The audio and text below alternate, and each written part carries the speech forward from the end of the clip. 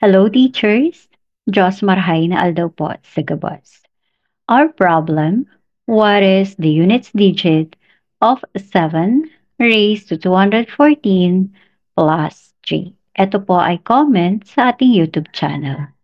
Dito po, medyo mataas na po ang ating exponent na 214. At hirap na po dito ang ating calculator. So let's check. Press po natin ang 7, then ito po ang exponent.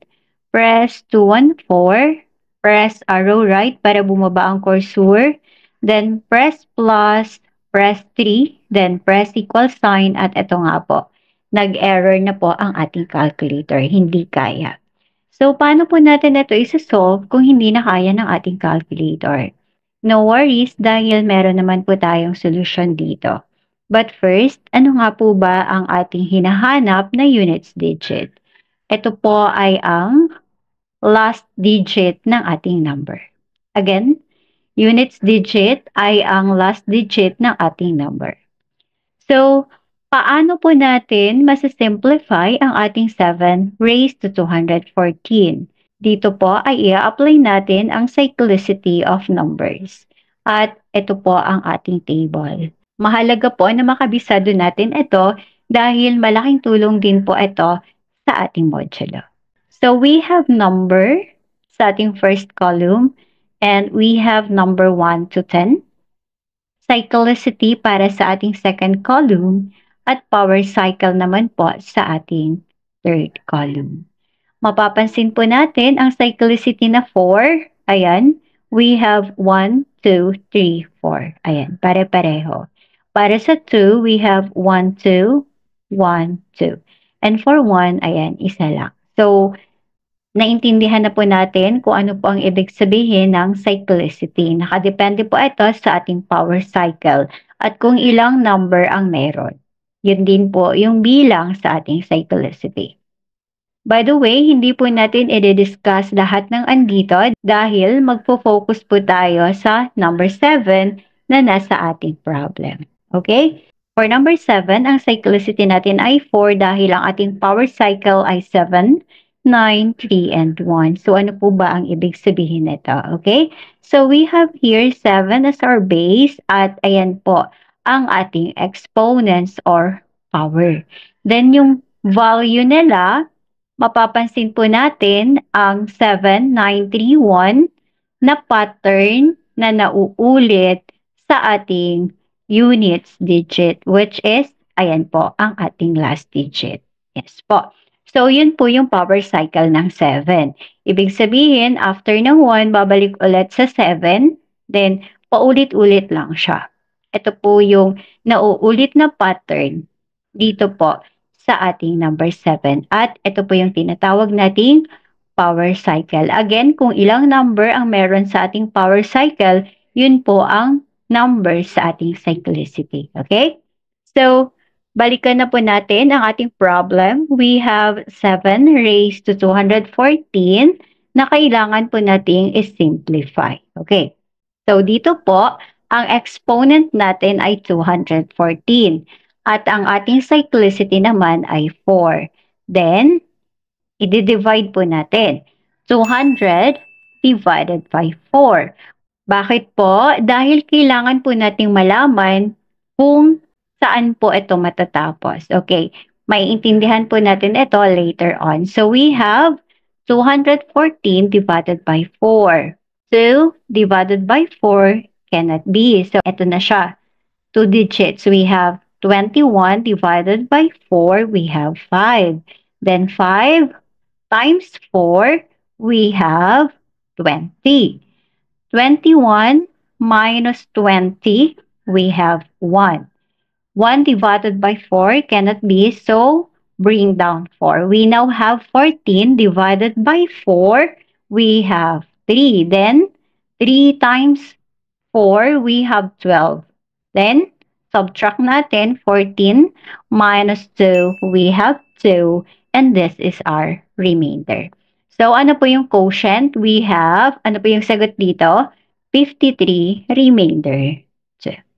Okay. So, ano po yung significance nito? Ito pong remainder na to ang magsasabi kung ano po yung ating units digit. Paano po? Dahil may remainder na 2, 'di ba po, dinivide natin to sa 4. So, ibig sabihin, hanggang dito po yung ating dinivide. At dahil may remainder na 2, magbibilang po tayo dito ng 1, 2. So, ibig sabihin, ito po yung units digit ng 7 raised to 214. Okay? So, it is equal to 9. Tatandaan, ito po yung units digit ng 7 raised to 214.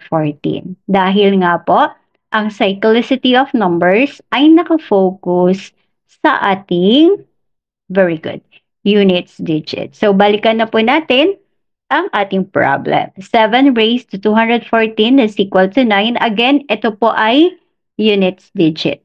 Okay. Then, copy natin ang plus 3. So, 9 plus 3, very good. It is equal to 12. So, dito po, ano po yung ating hinahanap? Units digit. At ano nga daw po yung units digit? Ito po yung last digit ng ating number. So, pagdating po sa 12, ano po yung ating last digit? So, good job. Our units digit is equal to 2, which is letter A. So, ganyan lang po para sa ating units digit. So, alam na po natin ngayon kung para saan yung cyclicity at yung power cycle. Again, mahalaga po na makabisado natin yung table kanina. Okay. So, this is solution 1. Meron pa po tayong solution 2. Remember na ang ating remainder ay 2. Itong remainder pong ito ay magiging bagong exponent natin. Paano po ba yun? Kopyahin po natin yung 7 raised to 214 at ang simplified form niya ay 7 squared. Itong squared na to ay yung remainder po natin nung dinivide natin yung kinoconsider nating exponent sa cyclicity ng ating number. Okay? So, 7 squared is equal to 49. So, kopyahin natin yung 7 raised to 214 plus 3. So, dito po, magiging 49 plus 3 na siya. So, 49 plus 3 is equal to 52. At ano po yung last digit?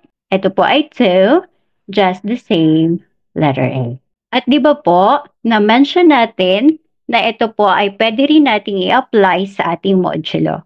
So, dito po tayo sa ating 53 remainder 2. Paano po natin ito nakuha? Di ba po kanina nag-manual tayo? Dito naman po, ang i-share natin sa inyo ay ang ating calculator techniques. Yes po. Meron po tayong formula, A minus A divided by B times B. Alin naman po yung A, alin naman po yung B. Yung A natin ay ang ating dividend at ang ating B naman ay ang ating divisor. Tatandaan din po natin na kailangang naka-mode 4 tayo. So, paano po ba to? Kunin po natin ang ating calculator, then press AC. I-move lang po natin dito para makita natin yung ating formula. So, mode 4, ayan po. Then, ang A natin ay ang 214. Minus, ito po ang minus, hindi po ito. Okay? So, A ulit. So, we have 214. Then, divided by 4. Ito po yung B times 4. Press equal sign at kung ano po yung nandito, ito na po yung ating remainder. Diba po mas mabilis? So, ganito lang po para sa ating cyclicity of numbers at ang pag-solve ng ating units digit. Thank you for watching. I'll share so we can help more self-review math majors. God bless teachers.